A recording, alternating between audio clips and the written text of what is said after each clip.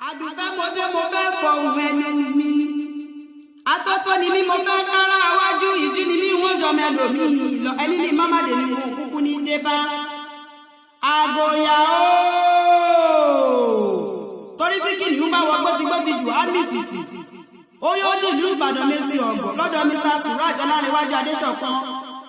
Owó baba Tẹ́ní Ọlá di CEO of Suricon Great Nigeria Limited afúnilóúnjẹ máa wo bẹ̀ baba níní ọlá. Ọlárẹ̀wájú mo kí ẹ okú àṣeyẹ tọdún yìí ó máa bẹni nítorí pé ọ̀bẹ ní ibẹ̀ṣu àtẹlẹ ẹsẹ̀ abẹnù. Pọ̀psí Abísọ́lá ẹni bá ní olọ́pọ̀ ó má dé onítọ̀hún ló ní dé bá láṣẹ Èdùmàrè.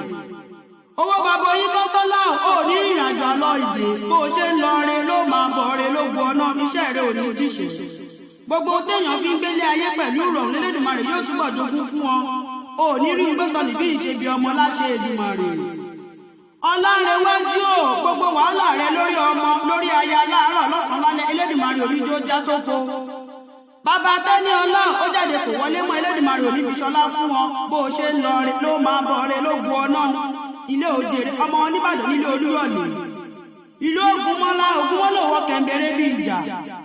Ìlú ìbíkúlẹ̀ àṣeyọ̀hún bí Elédùmarè. Ẹ̀yin ló máa jòrò sùn ọmọ ajẹ́gbíjẹ̀ kára fi kára ń fárí mu. Ìbàdàn májàmájà bí tọjọ́ kìíní kan èyí tẹ̀ jára dìbò gbogbo lọ́jọ́ sí. Ẹ̀yin lọ gbọ́ sọ́sẹ́ Ògúnmọ̀sá agbóyaya Ògúnmáya.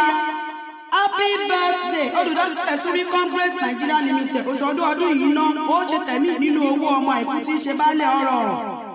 Tẹ́tì rẹ bá ń já mámà mi kan o. Balógun Muslim families ló rán mi wá. Wọ́n ní kó o pẹ́ láyé kó o fọwọ́ pa ó kó o fèrè ìjọbi ìgbà ọdún ọjọ́ kan ní fún wọn. Tọ́ba wọn níta ló ń dá bí ẹdun níta ló ń rọ̀ bí òjò.